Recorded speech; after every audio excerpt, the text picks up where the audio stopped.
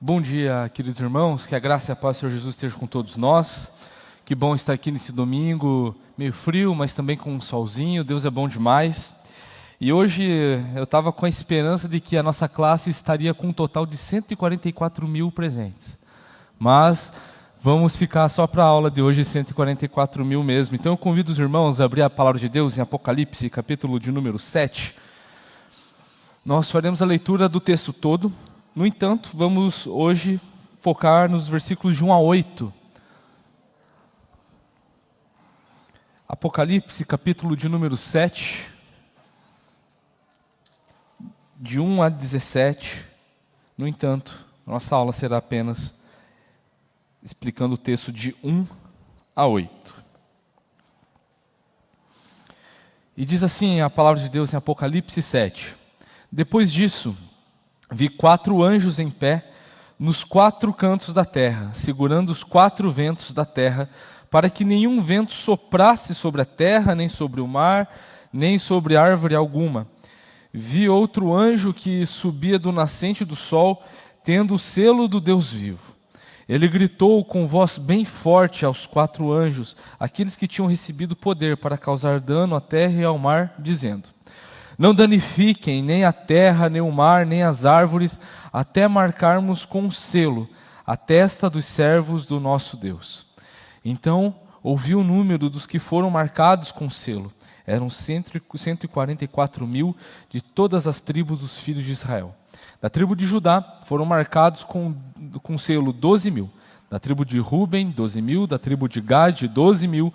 Da tribo de Aser, 12 mil. Da tribo de Naftali, 12 mil. Da tribo de Manassés, 12 mil. Da tribo de Simeão, 12 mil. Da tribo de Levi, 12 mil.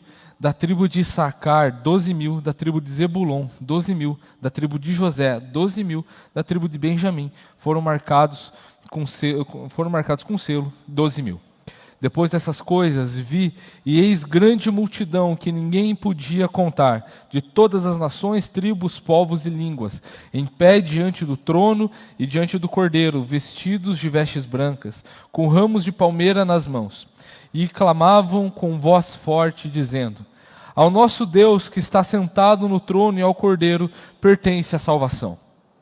Todos os anjos estavam em pé, rodeando o trono, os anciãos e os 4 seres viventes, e diante do trono se prostraram sobre o seu rosto e adoraram a Deus, dizendo: amém. O louvor, a glória, a sabedoria, as ações de graças, a honra, o poder e a força sejam ao nosso Deus para todos sempre. Amém. Um dos anciãos tomou a palavra e me perguntou: quem são e de onde vieram estes que estão vestidos de branco? Respondi: o Senhor sabe. Então ele me disse: estes são os que vêm da grande tribulação, que lavaram suas vestes e as alvejaram no sangue do Cordeiro. Por isso estão diante do trono de Deus e o adoram de dia e de noite no seu santuário. E aquele que está sentado no trono estenderá sobre eles o seu tabernáculo. Jamais terão fome, nunca mais terão sede, não cairá sobre eles o sol, nem qualquer outro calor forte, pois o Cordeiro que está no meio do trono os apacentará e os guiará para as fontes da água da vida, e Deus lhe enxugará dos olhos toda lágrima. Vamos orar? Bondoso Deus, louvamos o Senhor pela sua palavra. Obrigado porque o Senhor continua a falar conosco, mesmo sendo um texto tão antigo, falado aos nossos irmãos lá na igreja há muito tempo. O Senhor até hoje, Pai, pela sua graça e pela sua misericórdia, tem falado ao seu povo, Pai, seu povo que ainda está sendo selado até os dias de hoje. Te louvamos, porque o Senhor é bom. Ser conosco nesse momento de aula, que não seja meramente instrutivo, mas que nós possamos, Deus, aprender mais do Senhor. Que a nossa adoração seja guiada também por esse texto. Te louvamos em Teu nome, Jesus. Amém. Meus irmãos, nós estamos aqui vendo a sessão dos 7 selos de Apocalipse, né? E a gente viu até o momento, até a aula passada, a gente viu a abertura do 6º selo. E nós aqui hoje não vamos falar sobre algum dos selos. A gente vai, os irmãos verem ali o início do capítulo 8, a gente vai ver que ali existe o último selo. No começo do capítulo 8, o 7º selo é aberto. Mas aqui nós estamos vendo o que nós chamamos de interlúdio, ou até mesmo um intervalo, né, do que está sendo tratado aqui na abertura dos 7 selos. Né? A gente está na segunda sessão de Apocalipse, e essa sessão é a sessão onde João ele vê o céu, no capítulo 4 e 5, e nos capítulos 6 e 7, e até o início do capítulo 8, a gente vê a abertura dos 7 selos aqui, né? Nós vimos já nas aulas passadas sobre os 5 primeiros selos, e nós conseguimos entender que esses 5 selos eles estão operando desde sempre. Desde a primeira vinda de Cristo, de uma forma muito mais intensa, e continuará sendo operado até a segunda vinda de Cristo. Porque o Apocalipse é isso, é a história da redenção, da primeira vinda de Cristo até a segunda vinda de Cristo. Jesus está falando com as 7 igrejas, e Jesus, depois de falar com as 7 igrejas, mostra o céu para essas 7 igrejas que estão sendo perseguidas, que estão sendo fiéis, que estão também tendo seus problemas internos, e que, trazendo o consolo, fala o que acontece no céu, fala o que aconteceu, por exemplo, lá no 5º selo, com os irmãos que morreram por causa da perseguição e do testemunho de Jesus, e agora aqui no capítulo 7, finalmente, a igreja militante, a igreja que está aqui na terra, pela primeira vez vai ver Jesus falando sobre elas. E nós podemos ver isso aqui de uma forma muito clara. Semana passada, nós vimos sobre o 6º selo, e nós pudemos ver que o 6º selo foi a primeira descrição do juízo final, né? Lembrando, o Apocalipse ele não pode ser lido de uma forma cronológica, porque senão vai ter pelo menos mais 6 destruição do mundo. Jesus vai ter voltado várias vezes, e não é assim. O livro de Apocalipse ele era uma carta que fazia uma rotatividade entre as 7 igrejas, e aquilo era lido por alguém, e as pessoas que estavam recebendo aquilo não tinham o privilégio, como nós temos hoje, de abrir a palavra de Deus, como nós fizemos agora, e abrir lá no capítulo 7 e ler tranquilamente o capítulo 7. Elas ouviam, e por isso que o Apocalipse ele é escrito em ciclos, porque se aprendia que ouvindo e prestando atenção, então se repetia a história. E Apocalipse é dessa forma, se repete a mesma história, da primeira vinda até a segunda vinda de Jesus, 7 vezes. E aqui nós estamos vendo a segunda vez que está sendo falado sobre isso, né? Então nós vimos já no 6º selo que é a descrição do juízo final, né? Que está ali tendo a tormenta sobre os elementos da natureza, e isso está sendo contra os povos da terra, todos os tipos de homens da terra que são ímpios. E no versículo 16 e 17, finaliza assim, no capítulo 6. E disseram aos montes e aos rochedos: caiam sobre nós e nos escondam da face daquele que está sentado no trono e da ira do Cordeiro. Porque chegou o grande dia da ira deles, e quem poderá subsistir? E o capítulo 7 responde: os 144.000 e a grande multidão de todos os povos, línguas, tribos e nações. Isso aqui está acontecendo simultaneamente, né? O povo de Deus não passa pela tormenta do 6º selo, que é o grande juízo, o juízo final aqui, a ira do Cordeiro, o próprio texto nos mostra aqui. Então, o que acontece com o povo de Deus, né? Nós vemos que esse povo de Deus esse povo de Deus ele é selado. Aqui na visão dos selos, estamos vendo os decretos de Deus sendo abertos pelo próprio Cristo ali, que é o Cordeiro que é digno, lá no capítulo 5, a gente vê isso. E aqui a gente vê mais um tipo de selo. Não é o 7º selo, mas a gente vê mais um tipo de selo. Um selo que é a marca do povo de Deus. E o texto ele é muito... ele mostra isso, tipo, dentro desse contexto, enfatizar que diante desses selos que estão sendo abertos, diante dos decretos do povo de Deus, também existe um povo que está sendo selado. As 7 igrejas da Ásia Menor, que são os destinatários originais disso, também estão se vendo nesse momento, enquanto elas estão aguentando e passando por grandes dificuldades na vida como igreja. E o capítulo 7, ele é muito correlato com o capítulo 21 e 22 de Apocalipse, que são o texto do novo céu e da nova terra. A gente precisa observar isso. Eu queria comparar com os irmãos, abrir rapidinho lá nos capítulos 21 e 22, para que a gente possa ver, fazer os comparativos que existem entre o capítulo 7 e o capítulo 21 e 22. Olha só, a gente leu ali o versículo 3 do capítulo 7, né? Que falando sobre o selo na fronte, e lá no capítulo 22, versículo 4, a gente vai também ter isso aqui, ó. Contemplarão a sua face e a sua testa terá gravado o nome dele, né? As 12 tribos de Israel também aparecem lá no capítulo 21, versículo 12. Vai falar sobre as portas da Nova Jerusalém, né? O versículo 12. Tinha uma muralha grande e alta com 12 portões e junto aos portões 12 anjos. Sobre os portões estavam escritos nomes, a saber, os nomes das 12 tribos dos filhos de Israel. No versículo 9 que a gente viu ali, que se fala sobre as nações, nos versículos 24 e 26 do capítulo 21, também vai falar, se atentar a essas nações, né? O trono de Deus, ele aparece novamente aqui, no capítulo 22, e é mencionado aqui no capítulo 7, versículos 9 e 15. A gente vai ver que existe uma adoração prestada ali, um serviço sendo prestado, no versículo 15 do capítulo 7, e no capítulo 22, versículo 3. A gente vai ver também a figura de um templo, de um santuário, né, que a gente acabou de ler aqui no capítulo 7, sobre a habitação de Deus, né? A gente consegue ver isso lá no capítulo 21, versículo 22, e lá no versículo 3 também. A gente vai ver que a sede, o que vai ser dado para esse povo que chega, que está nos céus, é fonte da água da vida. Capítulo 21, versículo 6, vai estar mostrando sobre essa água da vida sendo dada, né? E, por fim, ali, as lágrimas enxugadas, no versículo 17 do texto de hoje, com o capítulo 21, versículo 4, né? Esse texto é maravilhoso, e diz o seguinte: lhes enxugará dos olhos toda lágrima, e não existirá mais morte, já não haverá luto, nem pranto, nem dor, porque as primeiras coisas passaram.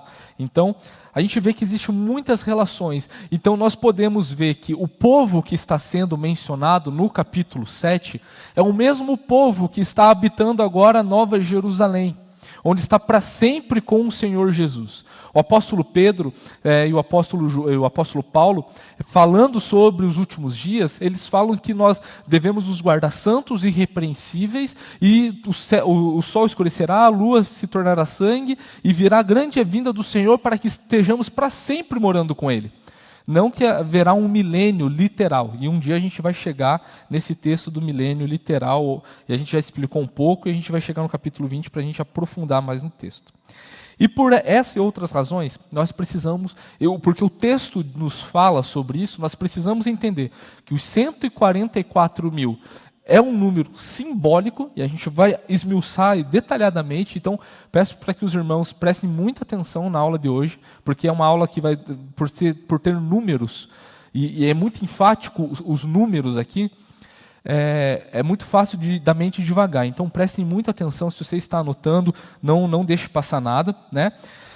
Então, é necessário que a gente defenda que os 144 mil e a multidão que aparece ali no versículo de número 9, do capítulo 7, estão falando do mesmo povo. Estão falando da igreja como na sua totalidade. No judaísmo, na linguagem hebraica, existe uma figura de linguagem chamada paralelismo, onde, por exemplo, eu jogo uma sentença e a segunda sentença eu estou repetindo o que eu estou dizendo, só que de uma forma muito mais intensa. Por exemplo, quando a gente vai ver lá em Gênesis, quando Deus ele cria o homem segundo a sua imagem e semelhança, essa sentença semelhança é para intensificar o que foi falado antes, a imagem. Não é simplesmente uma imagem de Deus, está na semelhança de Deus. Então, é uma figura de linguagem para enaltecer o que foi falado anteriormente. Então, aqui nós vimos que são as 12 primeiros, todas as tribos dos filhos de Israel, e depois a gente vai ver que são uma multidão de todos os povos, línguas, tribos e nações, na qual até mesmo a Israel natural, a Israel terrena, a nação, está incluída. Então, nós não podemos observar o texto aqui de Apocalipse, de 1 a 8, olhando aqui os 12 mil de cada tribo, como de fato, literalmente, 12 tribos, literais aqui. E a gente vai ver quais são os problemas de entender que são literais, que são literais o segundo texto aqui, né?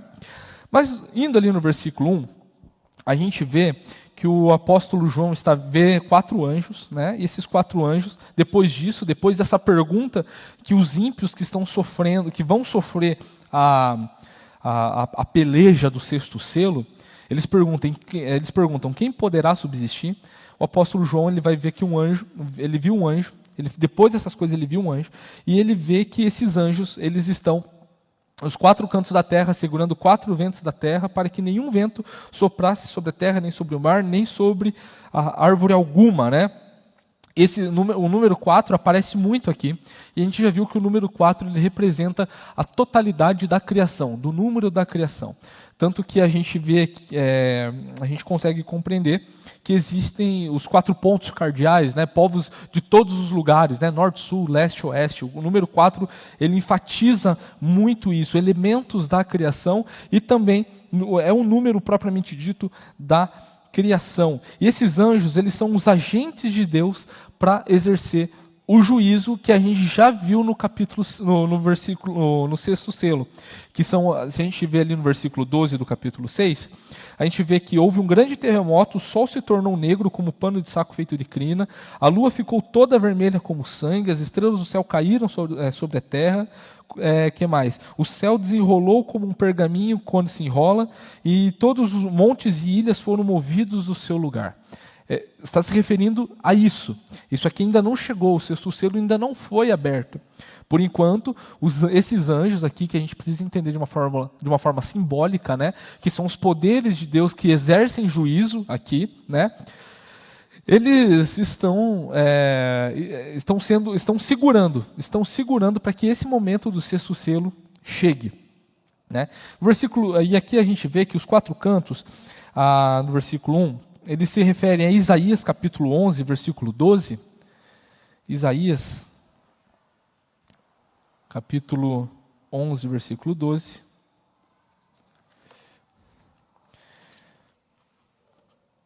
Que diz o seguinte: levantará um estandarte para as nações, ajuntará os derradeiros de Israel e recolherá os dispersos de Judá desde os 4 cantos da terra. A gente vê isso também lá em Ezequiel, capítulo 7,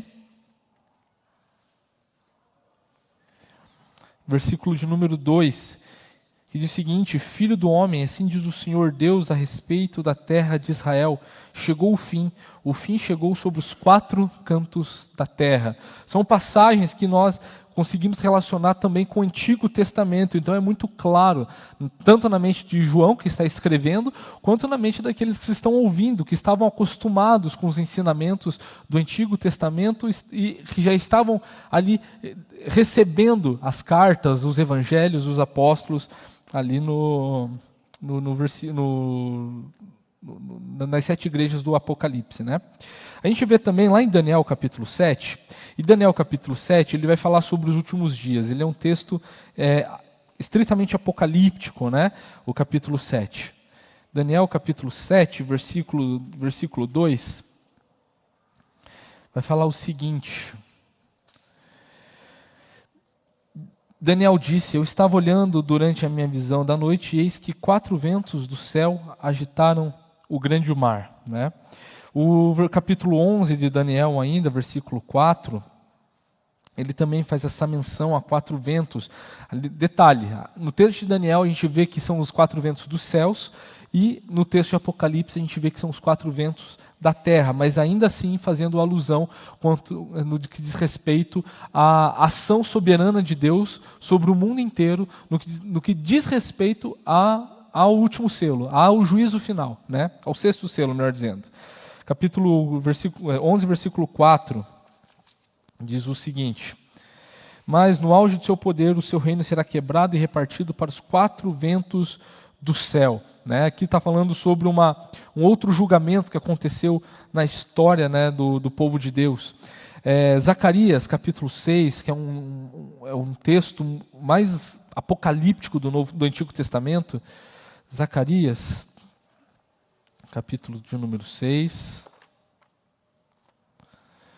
versículo de número 5, diz o seguinte: o anjo respondeu: são os 4 ventos do céu que saem de onde estavam diante do Senhor de toda a terra, né? Aqui sobre a última visão que o profeta Zacarias está tendo naquela série de visões que ele tem na primeira metade do seu livro, né? Então, a gente vê aqui no versículo 1 que são, de uma forma muito sintetizada, são os poderes que Deus está ordenando, aos seus anjos para que não venham, que estão reservados para o grande dia do juízo de Deus, né?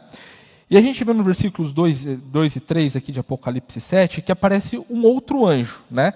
E essa expressão outro anjo implica que ele não é um anjo superior, mas ele está na mesma classe que aqueles ali que estão sendo investidos de poder, de autoridade para manter ali segurados esses poderes de destruição contra a natureza, né? Então ele carrega um selo que é a marca indestrutível da salvação, versículo 2 ali, viu outro anjo que subia do nascente do sol, tendo o selo do Deus vivo. E ele gritou com voz bem forte aos 4 anjos, aqueles que tinham recebido poder para causar dano à terra e ao mar. Né? Aqueles 4, aqui o texto ele enfatiza novamente, que são os anjos que receberam poder para destruição aqui no juízo final. Né? Então a gente vê que sempre aparece um anjo gritão em Apocalipse. Ele sempre vai aparecer um anjo dando um berro nos momentos de juízo em Apocalipse. Lá no capítulo 10, versículo 3, aparece também um outro anjo dentro ali da sexta, no interlúdio que existe na sexta trombeta ali também. Né? Só um parênteses, entre a sexta trombeta e a sétima trombeta também tem um intervalo, de uma forma muito semelhante com o que a gente está vendo aqui, nesse intervalo dos selos. Né? No capítulo 14, que é a sessão onde aparece o anticristo, a marca da besta, o falso profeta, né? Onde tem o dragão perseguindo a mulher no deserto, a gente vê também no capítulo 14, aparece de novo os 144 mil lá, e no versículo 7 aparece um outro anjo também, falando alto, se referindo à grande tribulação, não, ao juízo de Deus. Né? Versículo 7, versículo 9, versículo 15, a gente vê ali alguns anjos fazendo isso. Né? No capítulo 18, a gente vê ali a queda da Babilônia, né?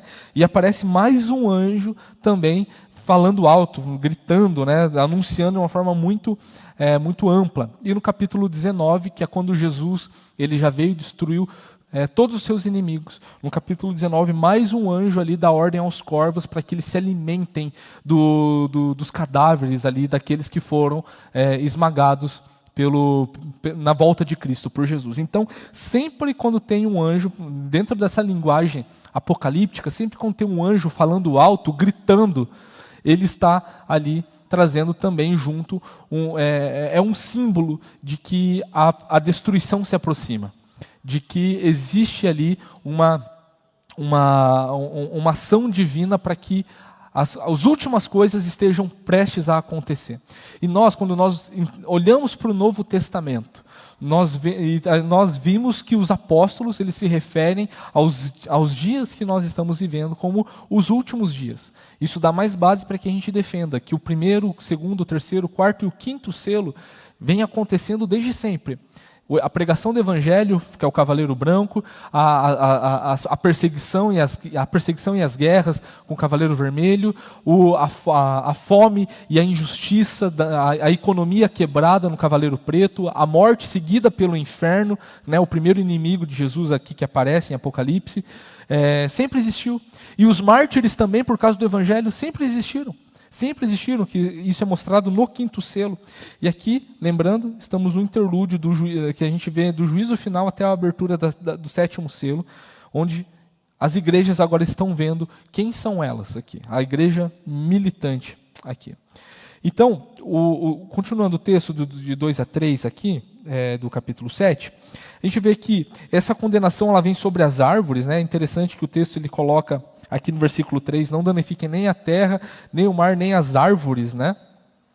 E esse plural ele indica que é uma completude, indica que Deus ele está se voltando diretamente para a sua criação, lembrando que todo o contexto dessa sessão aparece também a adoração da criação a Deus, lá no capítulo 4, também no capítulo 5, a gente vai ver que novamente, aparece no capítulo 7, os seres viventes aqui representando a criação.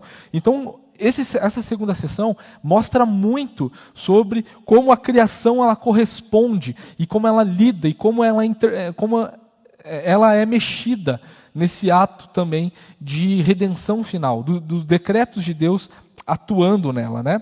E é interessante que o anjo aqui, ele usa uma terminologia no plural, né? Ele fala assim: não danifiquem nem a terra, nem o mar, nem as árvores, até marcarmos com o selo a testa dos servos do nosso Deus, né? Implica que é uma obra conjunta, uma obra celestial conjunta. E o texto não está nos dizendo que existem anjos da guarda que estão vindo aplicar a salvação em nossas vidas. Não é isso. A gente vê que o céu, ele se alegra quando um pecador se arrepende, por exemplo, né? E a gente sabe que quem aplica o selo da salvação na nossa vida é o Espírito Santo. É o Espírito Santo. Mas existe uma obra conjunta, porque Deus e Espírito Santo também é Deus em comunidade, junto com a Trindade. Deus Pai, Deus Filho, Deus Espírito Santo é comunidade em si mesmo. Então no céu a gente já aprende, por isso que nós precisamos olhar para o céu. Esse é o grande ensinamento dessa sessão. O primeiro grande ensinamento às 7 igrejas: olhem para o céu para que vocês entendam melhor como que acontecem as coisas na terra, né? Então a gente vê que esse anjo, ele implica aqui, pela forma como ele fala, mostra que uma obra conjunta na salvação dos santos, né? E a função do selo, né? O selo ele é algo muito importante, é um símbolo muito importante. Ele tem 3 funções principais, né? Primeiro, ele protege contra a falsificação. Quando você vai mandar uma cartinha lá, você tem que colocar um selo, né? Tem gente que manda carta hoje ainda, tipo assim, que tem que colocar o selo. Eu não sei. Só mando WhatsApp ultimamente. Enfim.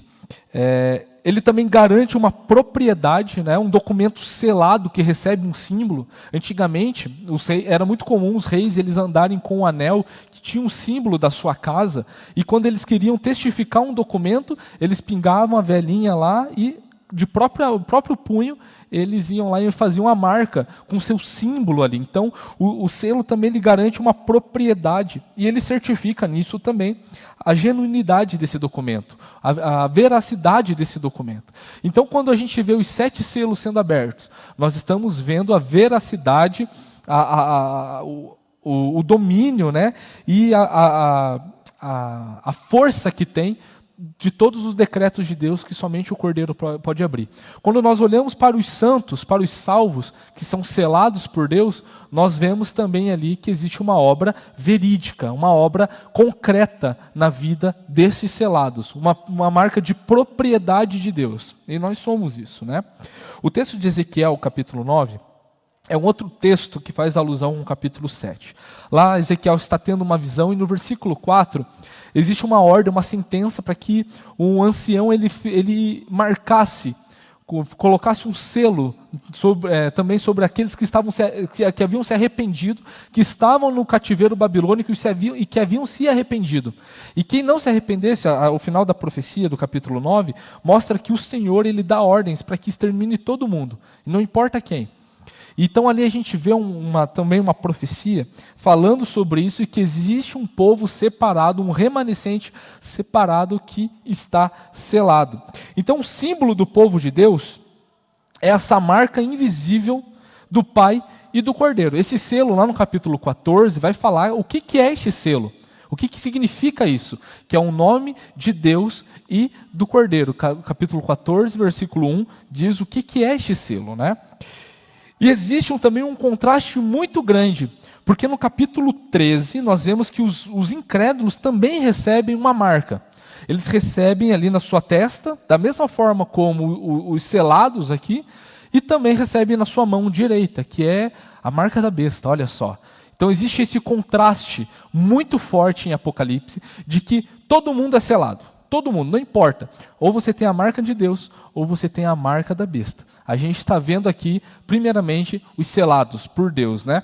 E isso é importante dentro da literatura apocalíptica, que também vai mostrar que o diabo e seus aliados, eles são copiões, eles são usurpadores. Eles também querem mostrar, de alguma forma, ao seu povo, né, aos perdidos ali, de que eles também têm alguma importância, né? Claro, isso é uma mentira, né, do próprio Satanás sobre aqueles que recebem o selo na mão ou na testa, né? Mas existe esse contraste muito grande, que o símbolo do povo de Deus é essa marca invisível do Pai e do Cordeiro, enquanto os incrédulos, eles recebem a marca da besta na mão direita e na testa.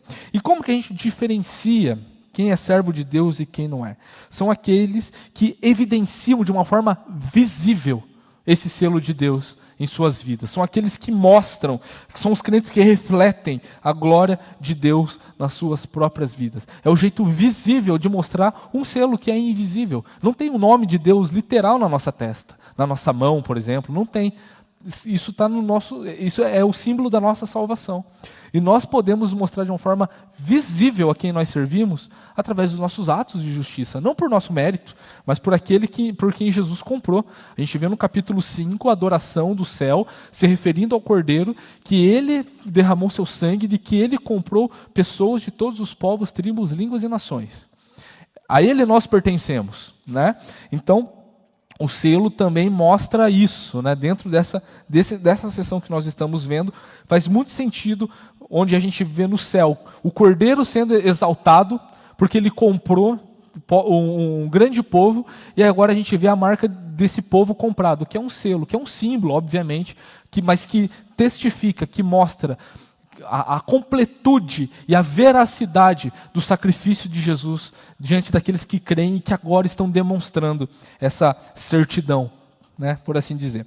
E quando nós vemos a relação da Trindade nessa questão dos selos, nós podemos ver biblicamente que o Pai, Deus Pai, é aquele quem protege, Deus Filho é aquele quem compra, a gente viu isso no capítulo 5, versículo 9 de Apocalipse, e o Espírito Santo é quem testifica sobre o Filho em nossas vidas.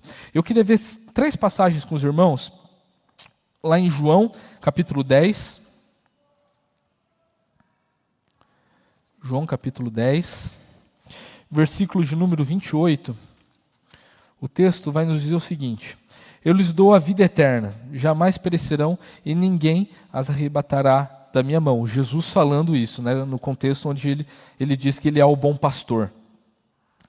Né? Efésios capítulo 1.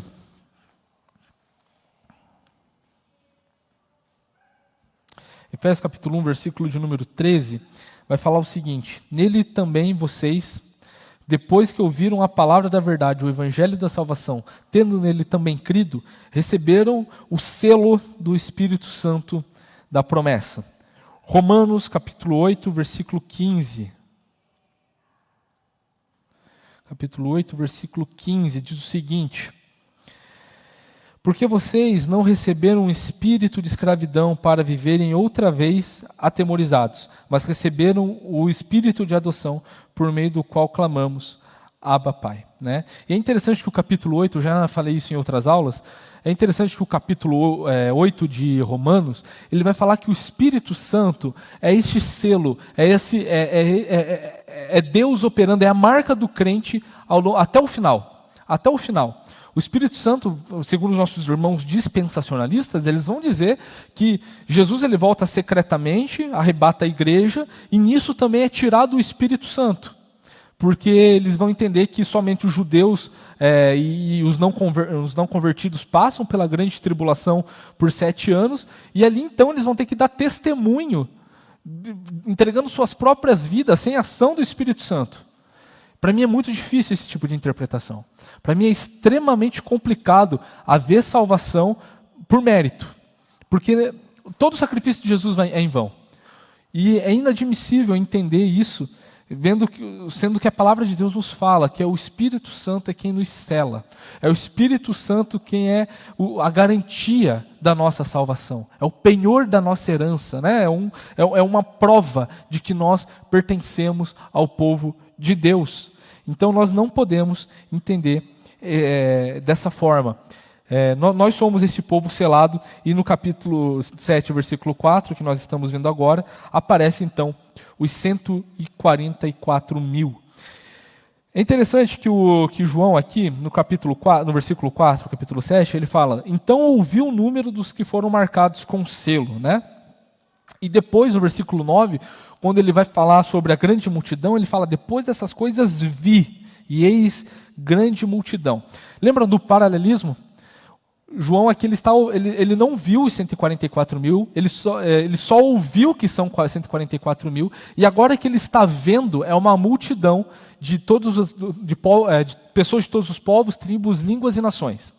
E aqui ele ouviu o número desses santos, que são 144 mil. Como eu falei mais cedo, as 7 igrejas do Apocalipse, elas precisavam agora saber sobre elas, o que aconteceria, qual que era o papel delas nessa história.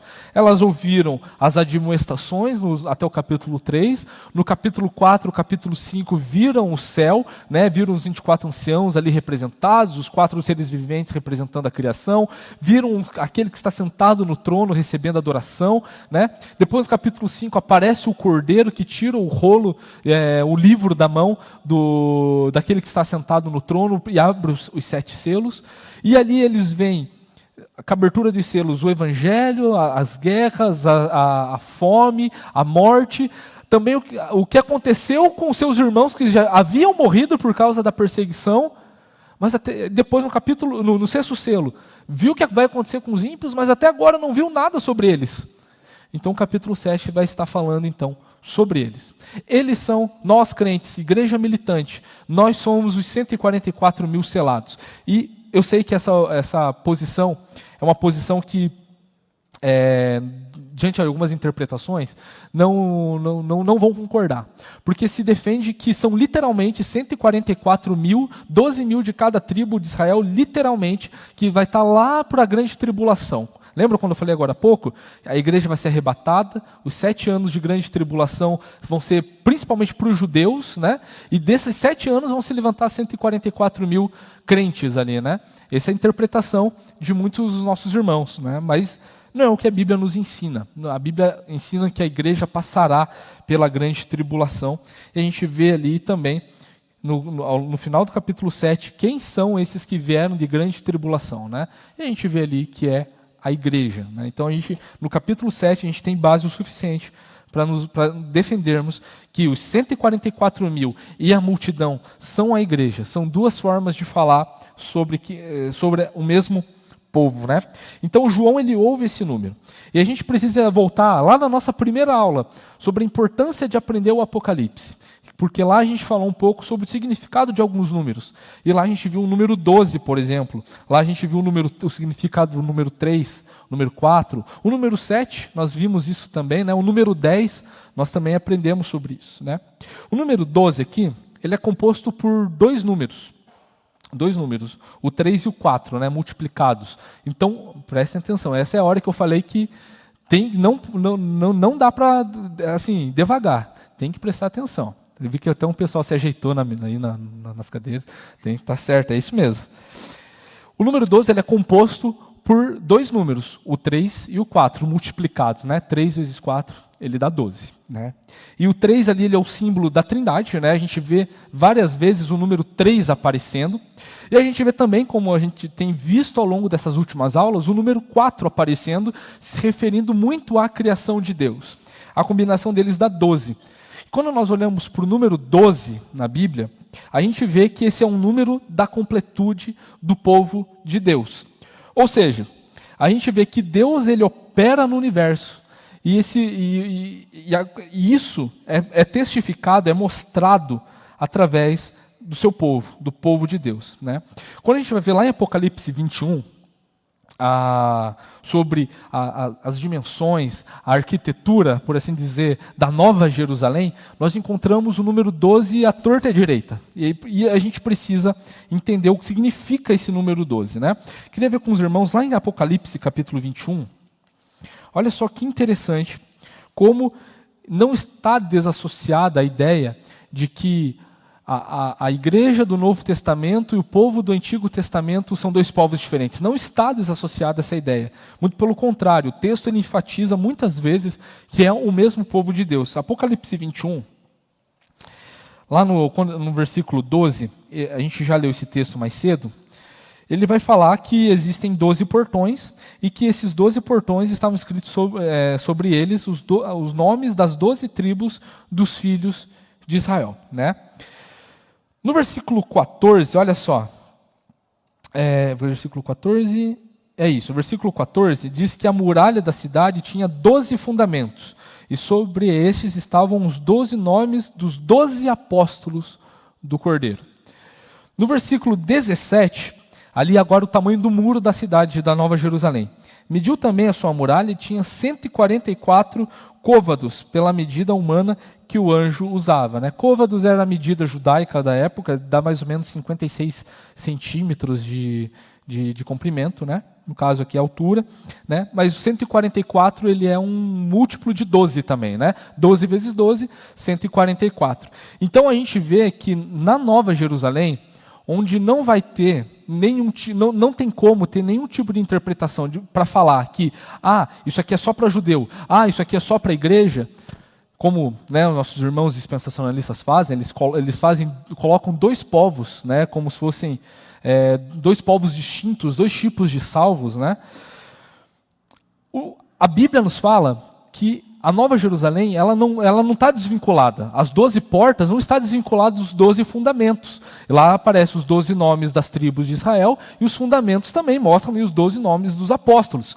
Claro, simbolicamente falando, mas dando a ideia de que é a completude do povo de Deus. Então o número 12 aqui significa o povo de Deus, é um número do povo de Deus. Mas quando aparecem o 12 com 12, está falando da forma plena, da completude plena, da perfeição do povo de Deus, da delimitação perfeita do povo de Deus. Está se referindo a 12 do Antigo Testamento, 12 do Novo Testamento. Povo de Deus do Antigo Testamento, povo de Deus do Novo Testamento. Isso é o povo perfeito de Deus. Nós teremos alguns problemas se nós falarmos que existe um povo de Deus, igreja, existe um povo de Deus judeu. Por causa do seguinte: quando a gente vai ver os heróis da fé antes de Abraão, Noé, por exemplo, Abel, Sete, o segundo Lameque, né, Enos, né, até mesmo o próprio Enoque, eles são um povo de Deus. Obviamente que eles são um povo de Deus, mas eles não são judeus. Né? A gente vê lá em Gênesis capítulo 12 que Deus ele escolheu um hebreu lá, Abraão, lá ele mostrou seu plano de salvação para toda a humanidade desde o início. Mas quando nós falamos de povo de Deus, nós estamos falando também dos que vieram antes dos judeus, que a gente vê lá em Gênesis de 1 a 11. Então nós não podemos dizer que existem dois povos, judeus e igreja. Senão, automaticamente, a gente está excluindo o pessoal antes dos judeus, que também são povo de Deus. Né? É um problema isso, é um problema. É muito mais simples e é muito mais bíblico dizer que existe um único povo, que não é segundo a carne, mas segundo a obra do Espírito Santo, que sempre operou no mundo. Né? Então, aqui a gente vê que não são 144 selados, são 144 mil selados. Quando nós vemos também na descrição de Apocalipse 21, o novo céu e a nova terra, a gente vai ver que as dimensões da cidade são de 12 mil estádios, tanto de comprimento, de largura, quanto de profundidade. Um cubo perfeito, né? O 1000 aqui, ele é a ênfase do número 10, 3 vezes, é um cubo perfeito, é uma multidão de multidões, não é simplesmente um povo, é uma multidão de multidões. Tanto que isso, no versículo 9 do capítulo 7, é mostrado ali uma multidão incontável, né? Que é uma representação daquilo que foi falado aqui nos 144 mil. Né? Então, mostra os 144 mil é uma multidão marcada com perfeição absoluta. É um número perfeito que completa todo o povo de Deus, desde o primeiro salvo até o último salvo. Esse é o povo de Deus. Né? A gente vê ali que o chamado anjo ali, no versículo 2, diz o seguinte, né? Versículo 3, não danifiquem nem a terra, nem o mar, nem as árvores, até marcarmos. Está no pretérito aqui ainda, né? Então vai acontecer ainda, né? Com o selo, a testa dos servos do nosso Deus. Então isso está acontecendo ao longo de toda a história. Salvos e mais salvos estão vindo todos os dias ao pé do Salvador, né? Então nós precisamos entender que quando um judeu, por exemplo, se converte, ele vira igreja. Ele vira igreja. A igreja de Atos era constituída majoritariamente por judeus. Existiam judeus nas 7 igrejas do Apocalipse, né? Então, nós precisamos lembrar disso. Passagens como Romanos 10, 12, 1 Coríntios 12, 13, Gálatas 3, 28, Efésios 2, de 14 a 16, Colossenses 3, 11, vão falar que a parede de separação já não existe mais. Que o grande mistério é que Cristo em si mesmo conseguiu convergir todas as coisas, fazendo com que de 2 povos se fizesse um só. Então nós não podemos olhar para isso, para os 144 mil, como judeus. Nós precisamos entender que é uma linguagem apocalíptica, é uma linguagem simbólica para se referir ao povo de Deus. E o texto aqui no capítulo 7 fala 2 vezes sobre isso, 2 vezes sobre o mesmo povo de Deus, né? E nos versículos de 5 a 8, nós vemos quem são esses 144 mil, que são os 12 mil de cada tribo. Quando nós vemos lá em 1 Crônicas, 1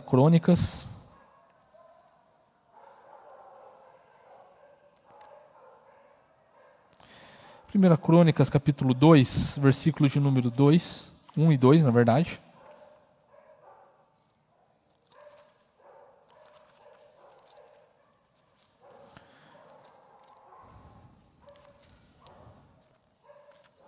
Vai falar assim,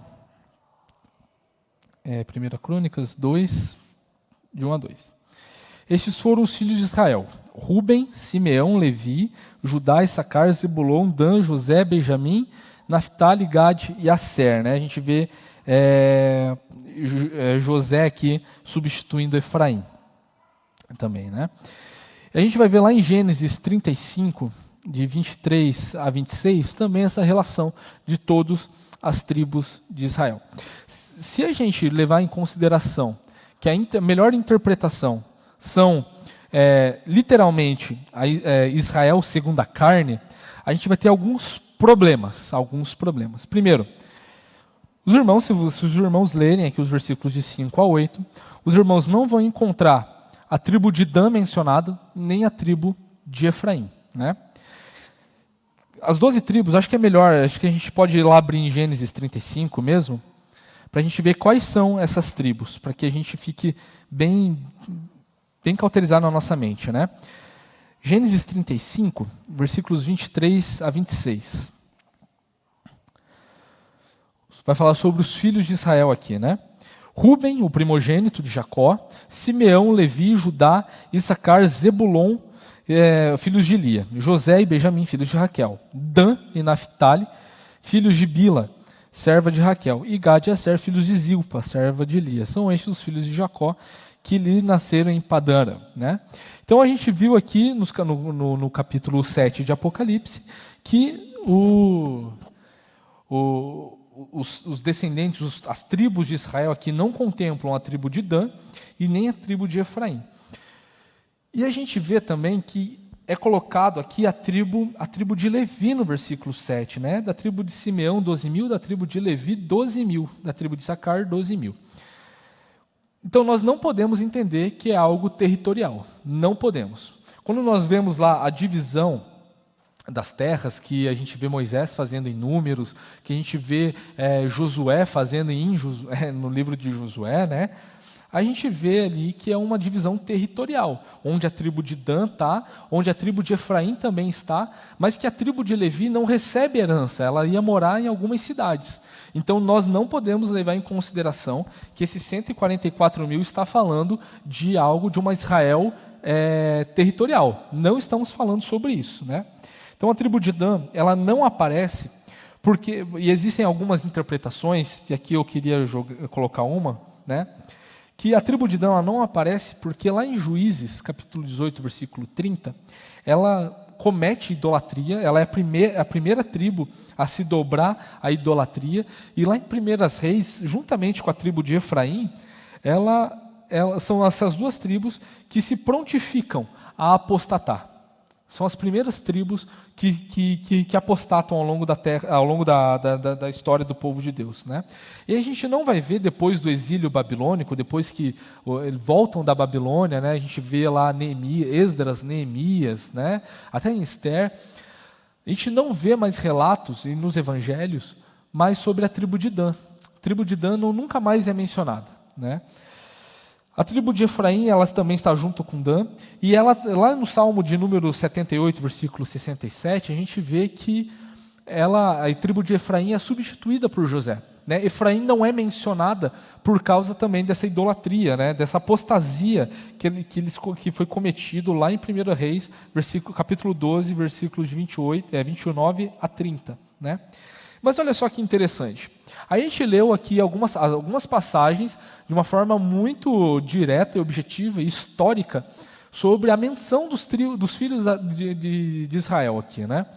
E a gente sempre vê Rúben, porque ele é o primogênito, sendo mencionado primeiro. Só que no capítulo 7 do Apocalipse, quem é mencionado primeiro não é Rúben, é Judá. Judá ele é o primeiro a ser mencionado aqui, né? Então, é mencionado aqui justamente porque ele é da tribo de Judá que veio Jesus, né? Então aqui estamos falando sobre um povo num sentido espiritual mesmo, que é muito... não existe problema da gente falar que existem coisas que são espirituais. Nós olhamos para a palavra de Deus e nós vemos que as coisas espirituais são muito melhores que as coisas materiais.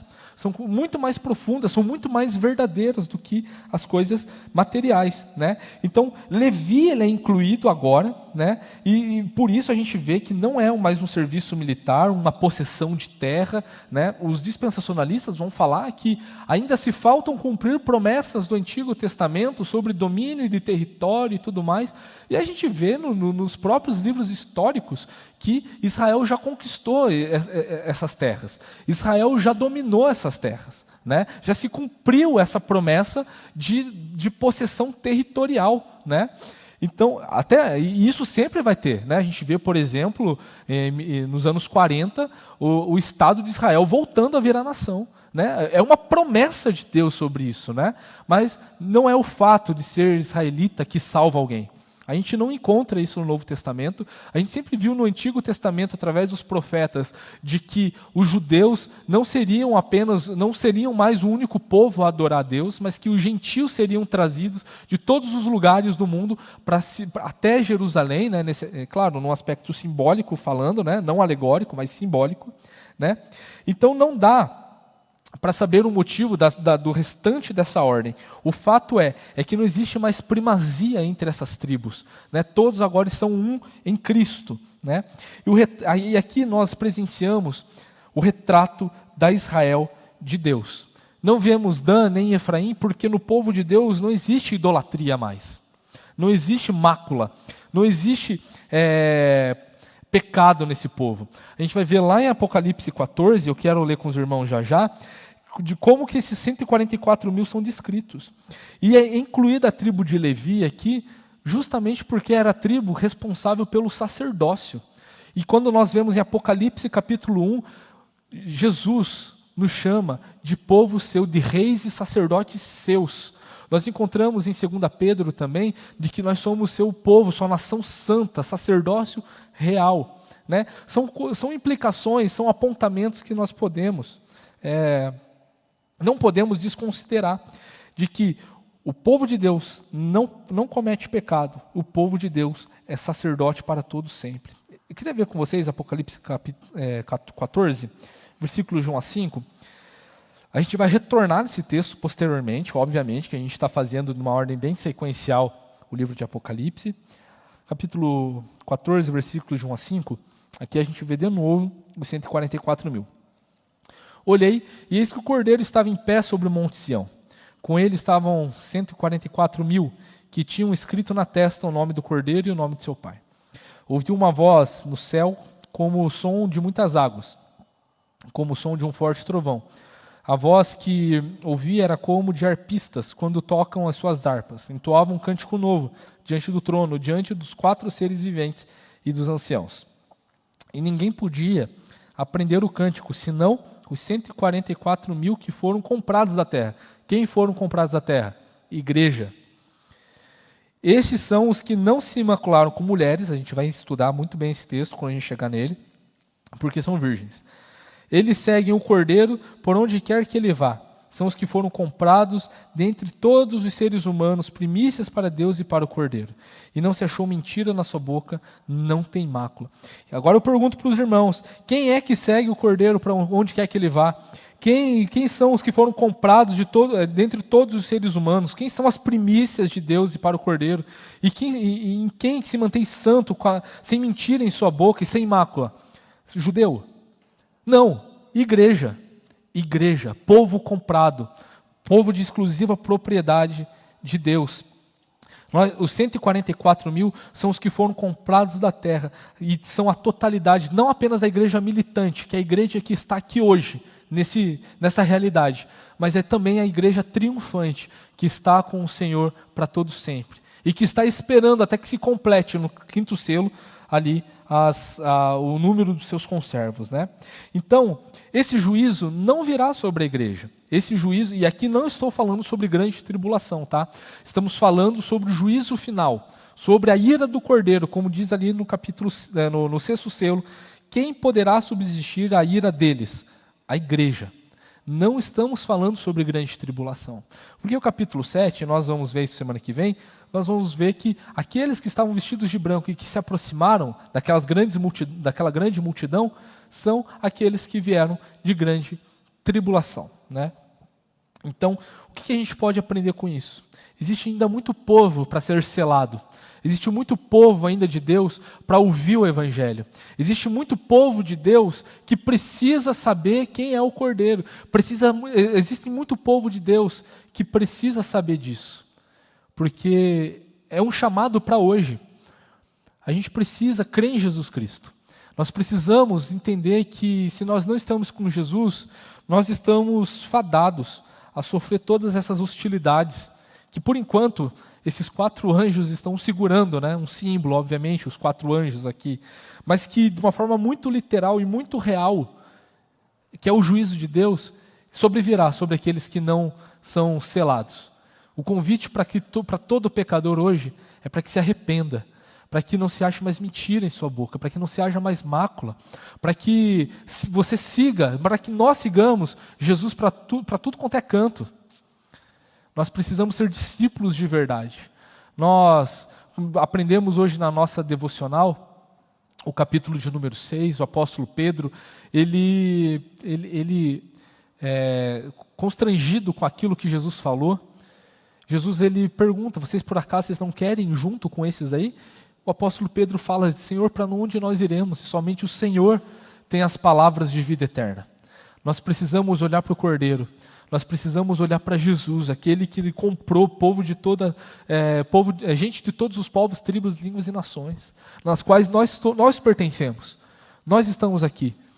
E esse evangelho precisa continuar sendo cada vez mais vivo em nossa vida. Nós não podemos, de forma alguma, desmerecer o significado do poder da cruz, daquilo que a cruz fez em nossas vidas. E nós devemos, sim, andar em santo procedimento, até o último dia, para que nós, então, possamos viver com o Senhor para sempre. Para sempre. Amém? Meus irmãos, se os irmãos tiverem alguma pergunta, alguma colocação, algum comentário, você fala assim, não, Narciso, eu discordo, é tudo judeu. Pode falar, é tudo judeu. Não precisa? Você lesse aí, Romanos 9, a partir do versículo 23, por ali até o fim, dá força a esse argumento, a esse ensino, de que o povo de Deus não é o Israel. Sim. Sim, étnico, né? Sim, o presbítero Edgar, aqui para quem está nos acompanhando pela internet, ele pediu para que a gente lesse aqui um texto de Romanos 9, a partir do versículo 23, onde vai falar sobre isso, né? E eu enfatizo, eu começo ali pelo versículo de número 6, né? O que o apóstolo Paulo está falando aqui. E não pensemos que a palavra de Deus falhou, porque nem todos os de Israel são de fato israelitas, né? Versículo 23.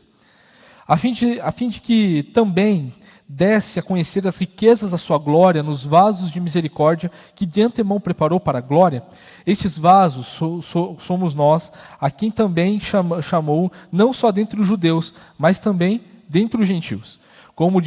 Como também diz em Oséias, chamarei de meu povo ao que não é meu povo, e de amada ao que não era amada. E no lugar em que lhe foi dito, vocês não são meu povo, ali mesmo serão chamados filhos do Deus vivo. Mas Isaías clama a respeito de Israel.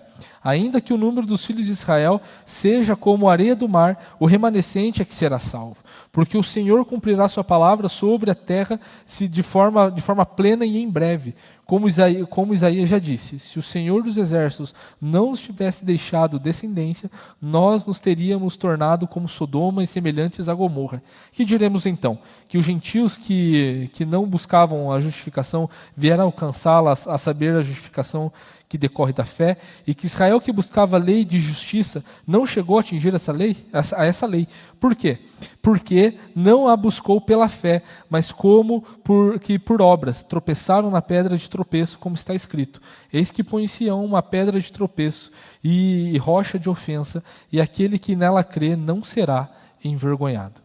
Nós vemos claramente nesse texto, os nossos irmãos dispensacionalistas vão dizer no capítulo 11, que está dentro desse emaranhado aqui do capítulo 9 ao capítulo 11, que existe ainda um futuro de Israel, desde que eles se arrependam.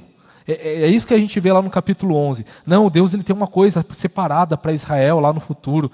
Não, Deus chama Israel como a oliveira natural e que foram enxertados pessoas ali, de forma que a antiga oliveira não poderia ter sido jogada no fogo, né? Mas por causa do amor de Deus não fez isso. Agora é uma única oliveira, né? Jesus ele vai falar lá em João 15, eu sou a videira, né? Ou usando uma outra forma de pensar, né? Eu sou a videira, vocês são os ramos, né? Então, quando o judeu se arrepende, vira o quê? Igreja. Simples assim. Simples assim.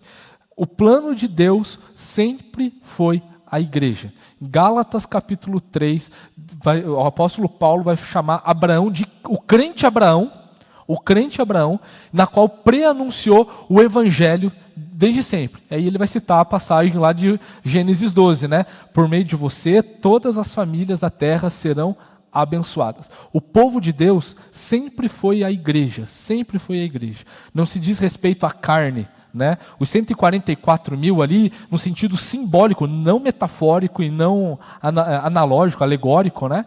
A gente vê como um símbolo, um número que representa uma totalidade perfeita do povo de Deus sobre a terra. Reinaldo.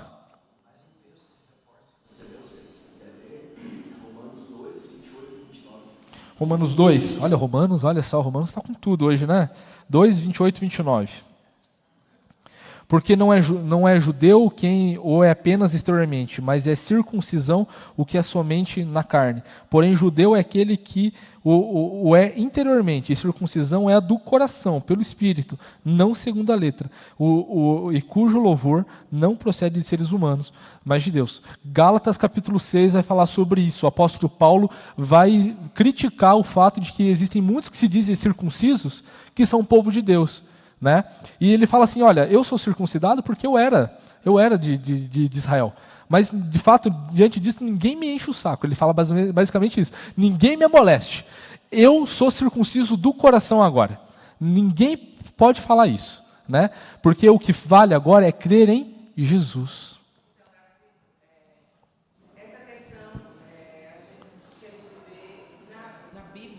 Bíblia como um todo, existem muitas coisas que não foram reveladas para a gente entender, né? E tem muita coisa que é simbólico realmente. Esses números, por exemplo, eu acredito muito que seja uma questão simbólica, porque a palavra de Deus diz que a igreja de Cristo, só Ele sabe exatamente quem são, né? Nós não podemos determinar números ou pessoas que são salvos, quando Cristo é quem realmente sabe quem são os salvos. Mas eu acredito que o selo, por exemplo, que aí fala, é o sangue de Cristo, né? Na verdade, assim, todos que são selados pelo sangue de Cristo, esses são os escolhidos, esses são os salvos, esses estarão na glória.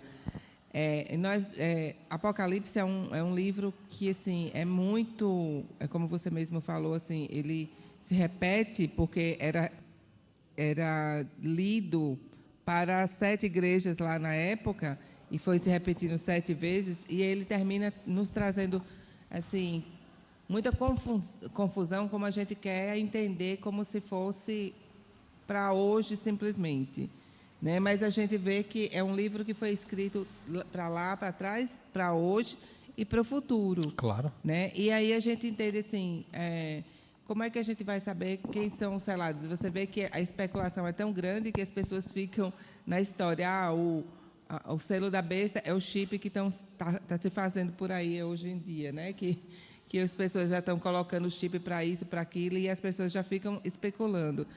Essas pessoas que são os que vão ter a marca da besta.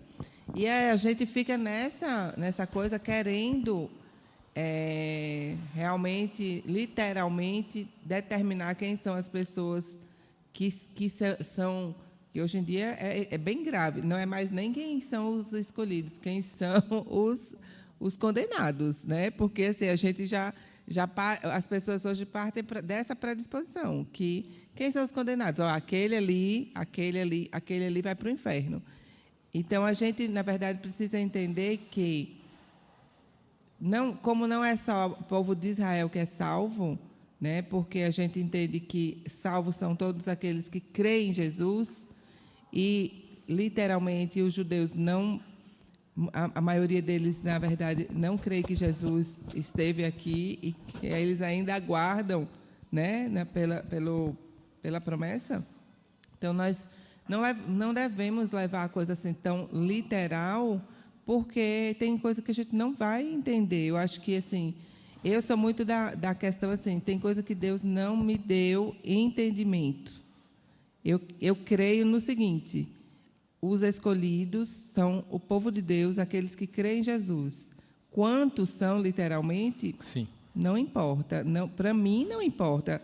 É uma coisa que é de Deus com o homem, entendeu? Então, assim, é Jesus, o Espírito Santo e Deus quem sabe disso. Eu não sei, então não tenho que ficar contando.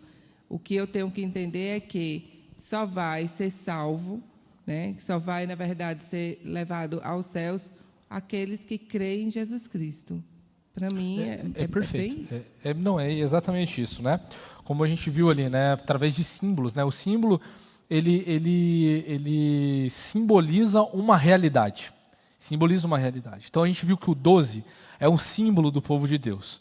O 1000, aqui nesse contexto, se refere a uma multidão, né? Que é o 10 vezes 10 vezes 10. É o cubo, né? O 10 ao cubo, né? O mesmo cubo que a gente vê lá na Nova Jerusalém, 12 vezes 12 vezes 12. Né? Então, são símbolos. Né? Não são... Existem falsas religiões aí que estão dizendo que eles são 144 mil. Né? O problema é que já estão na casa dos milhões. Aí vai ter uma briga para ocupar essas vagas dos 144 mil aí, se depender deles. Né? Não é isso, né, gente? É claro, é um símbolo que representa uma realidade. Então, nós olhamos para um texto como esse, Apocalipse de 1 a 8, e podemos ter a certeza de que não tem como ser judeus na sua totalidade, segundo a carne, porque não estamos falando ali sobre um domínio territorial. Temos ali alguém ali que é Levi, sendo mencionado, que estava incumbido pelo sacerdócio daquele povo, e a gente vê Judá recebendo a primazia. Né? Então, a gente vê lá no capítulo 14 quem são esses 144 mil, que são os que seguem o Cordeiro, que não se macularam com mulheres. Né? São, claro, aqui é um sentido simbólico, né? Para que a gente possa melhor interpretar. Tem várias interpretações sobre o que é isso, mas a gente vê que existe uma marca, esse selo do nome de Deus e do Cordeiro é uma marca de santidade. Santidade. e que faz também que é, digamos, combatido pela marca da besta, que é o ceder. A gente vai ver isso, né? Que se diz respeito basicamente ao ceder ao sistema luxurioso do anticristo e do diabo, né? Então, a gente precisa entender também que esses textos foram escritos para as 7 igrejas. Como que as 7 igrejas entenderiam isso? Como que elas olhariam, olha, isso aqui é aplicável na minha vida? A gente precisa ter essa mesma postura. Como que o texto desses é aplicável na minha vida? A gente precisa sair daqui hoje com o coração dizendo, eu sou um selado por Deus. Jesus me ama. E tem muito povo ainda para ser selado. Que eu seja um instrumento nas mãos de Deus para que o Evangelho chegue nessas pessoas, para que o Espírito Santo venha e cele esse indivíduo aqui, que eu creio que é amado por Deus. Mais alguma colocação, meus irmãos? Mais alguma contribuição? Temos no YouTube? Temos uma pergunta no YouTube. Pode ver para mim, por favor? Eu acho que é a Carla, eu só acho. E eu acertei.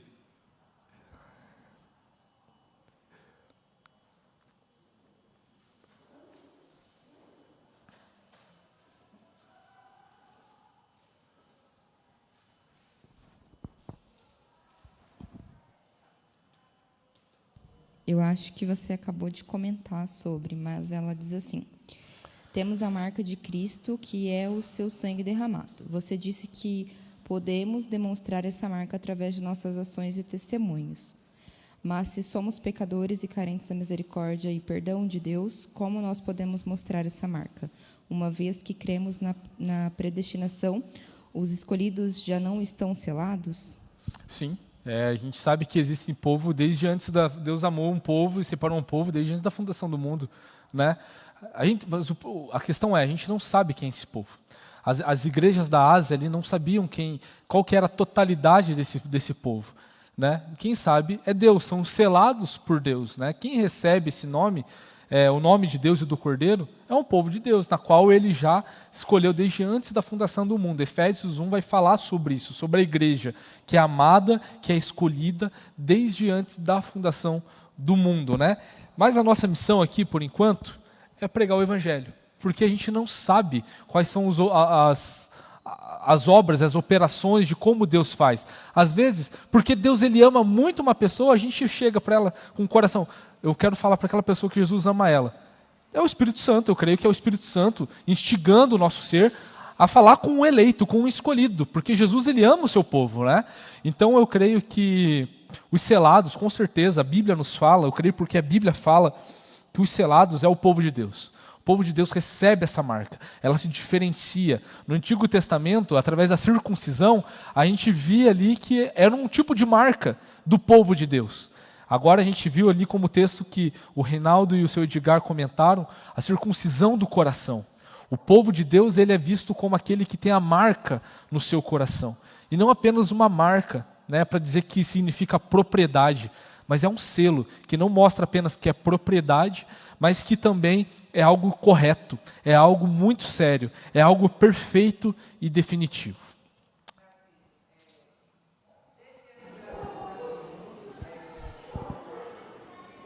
Desde antes da fundação do mundo, os escolhidos foram escolhidos por Deus. Mas ele é bem claro quando ele diz que você só se converte ao ouvir a palavra. Sim. A palavra é o caminho para que esses escolhidos venham a Cristo. Com certeza. Né? Então, assim, a nossa obrigação como igreja é pregar a palavra. Com certeza. Aí, na verdade, a gente precisa entender que é da mesma forma que, por exemplo, tem gente que diz assim, mas não já tem os escolhidos, já foi predestinado, já foi lá escolhido por Deus.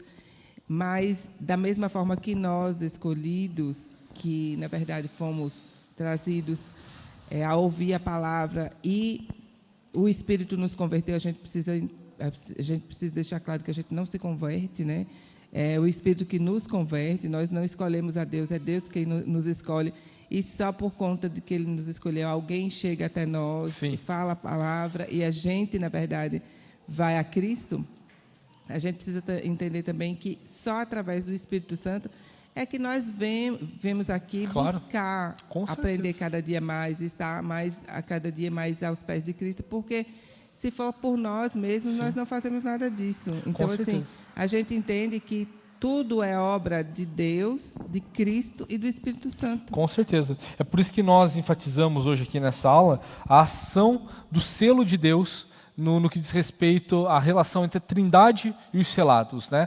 De como a Trindade preserva os selados, né? E que o Espírito Santo recebe nesse aspecto não a primazia, mas me falta a palavra, mas recebe ali o protagonismo nesse aspecto de selar, né? A gente leu o texto aqui de Efésios de que o Espírito Santo é aquele que sela, é aquele que acaba, é aquele que, tipo, depois que está tudo feito, fecha-se a carta, então é selado, né? Como algo definitivo.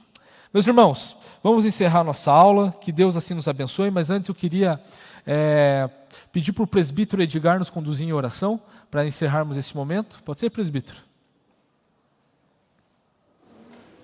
Santo Deus, nós louvamos e bendizemos o teu santo nome, pelo dom da vida, por tua graça e misericórdia sobre nós, em nos conceder o privilégio de pertencermos ao teu povo, à tua igreja, e como tal, estarmos reunidos em torno da tua palavra, que é santa, a tua palavra que é viva e eficaz, a tua palavra que nos traz ao coração o ensino, a repreensão, a correção e a educação na tua justiça. Nós te agradecemos pelo privilégio de, nesta manhã, podermos estar reunidos aqui para juntos te adorarmos na beleza da tua santidade e recebemos a tua instrução para as nossas vidas. Que, ó Deus, através do teu Santo Espírito, o Senhor grave nos nossos corações a tua verdade real para as nossas vidas, a tua vontade revelada para as nossas vidas. Espere-nos nós agora para os nossos lares, dá-nos uma tarde de paz, concede-nos a graça de, logo mais à tarde, no final do dia, estarmos novamente reunidos como o povo do Senhor para o momento de adoração e instrução. Nós oramos agradecidos no nome santo do Senhor Jesus. Amém. Amém. Meus irmãos, que Deus assim nos abençoe. 6 horas temos nosso encontro de oração e às 7 horas nós temos o nosso culto aqui. Venham, vamos adorar a Deus, porque Ele é digno de receber toda a honra e toda a glória. Deus nos abençoe.